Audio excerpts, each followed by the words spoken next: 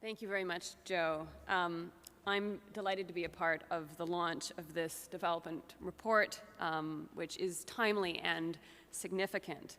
Now, I'm supposed to do a PowerPoint. I think I'm going to leave that one slide up because it's a small screen and it'll sort of keep things simple. So what I want to do today is to suggest that as we think about the challenges that multilateral development faces today, it's actually worth spending a moment or two looking back.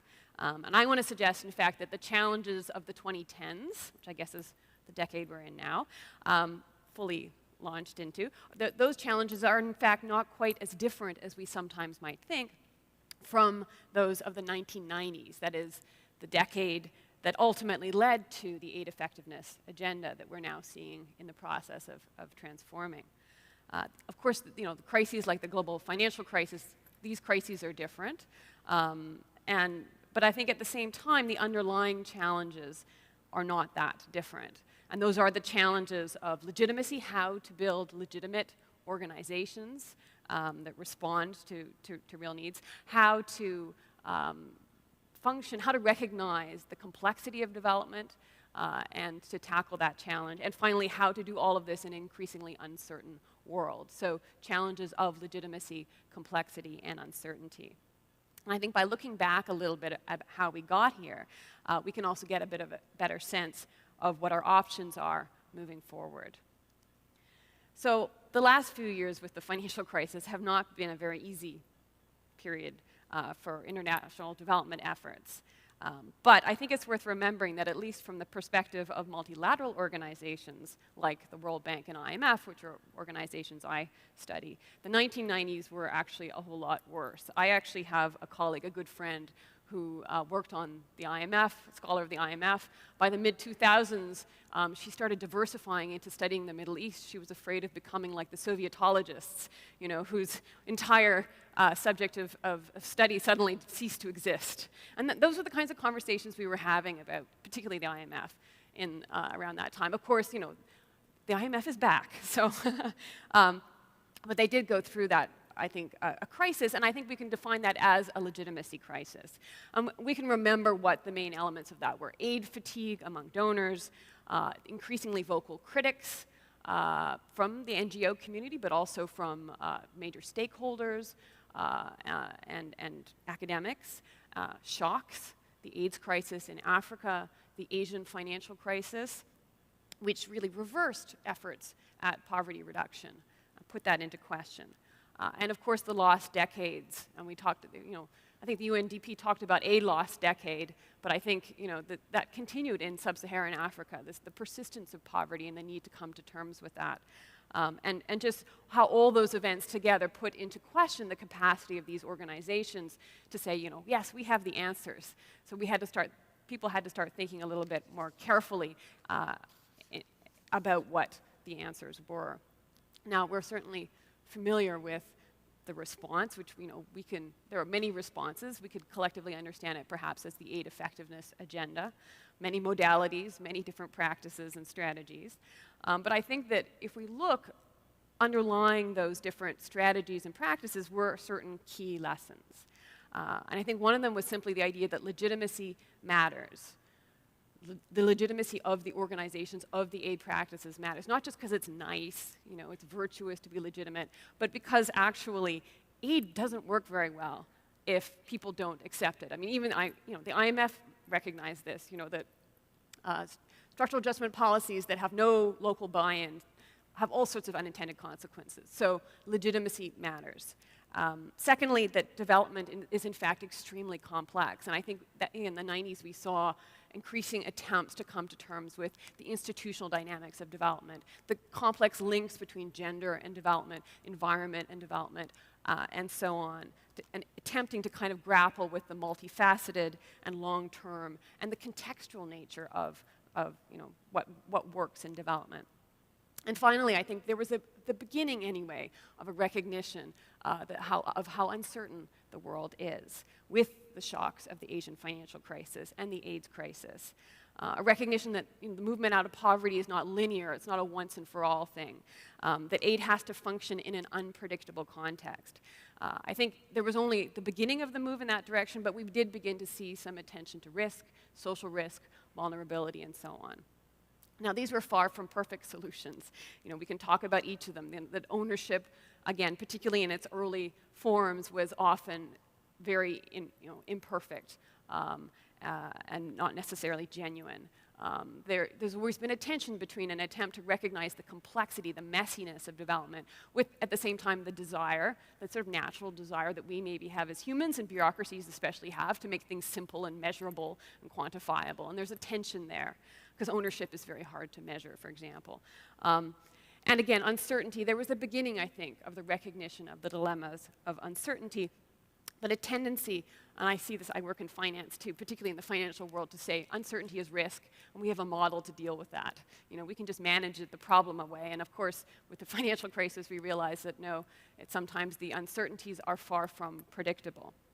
So, the solutions were partial, but I think there were some really important lessons there, and there was a movement in the right direction. So, today, coming back to today, we're facing new dilemmas, and I think the CDR authors really examine these quite effectively. And there are often these double-edged challenges and dilemmas. We've got the financial crisis. Now, on the positive side, the financial crisis did remind us why we need multilateral development organizations. There was a time in the by the mid-2000s, people were talking about maybe financial markets, private markets can do all the financing we need. Clearly not. But, the financial crisis has reduced resources available for development, and it's contributed to the kind of decline in support for multilateral development organizations that Shannon Kinorande and Haney Basada address in their chapter in this report. We've also got the challenge of new donors, the dilemma or the possibility of new donors. And again, as Penny Davies notes in her chapter in this report, this has broadened the conversation about development. It's brought in new models and practices, new actors. This is a good thing.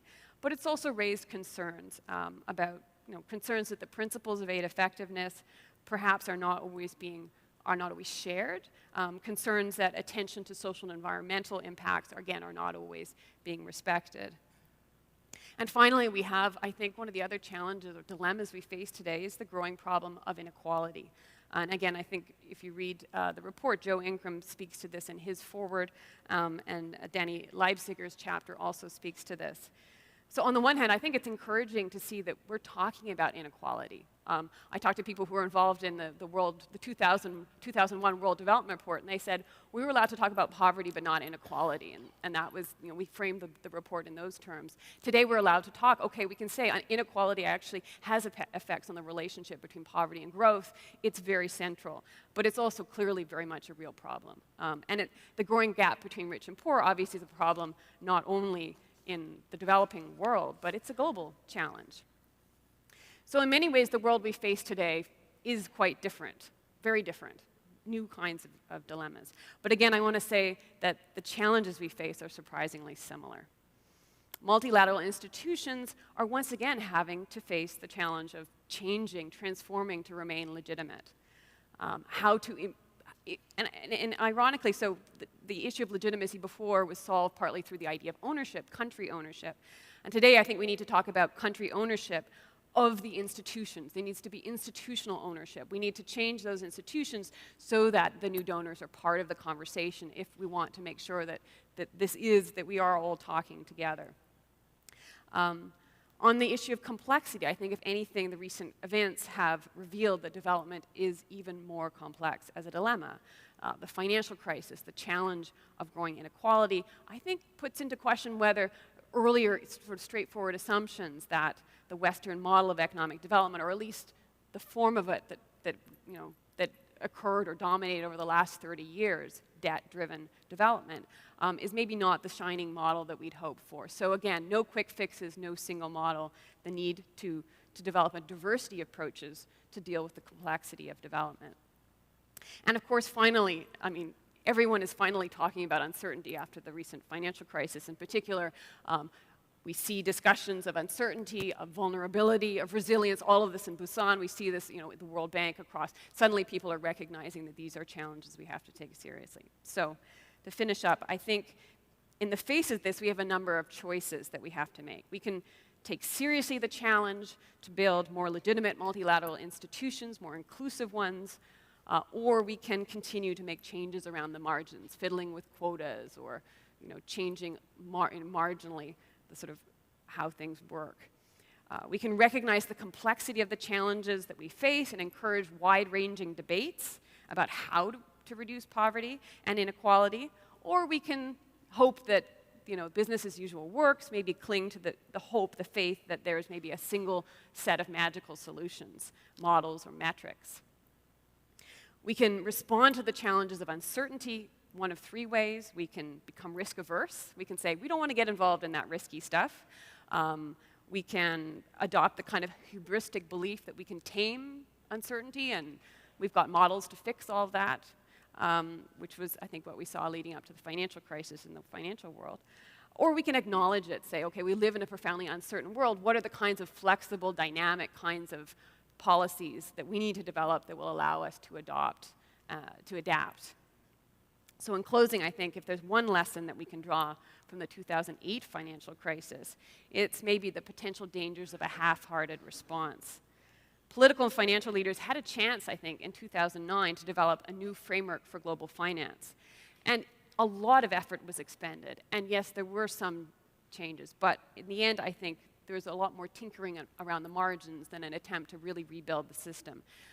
And here we are again at the precipice, hoping that the economy continues to do well. So let's hope that the global development community can do a better job of transforming the challenges that we face today into constructive opportunities.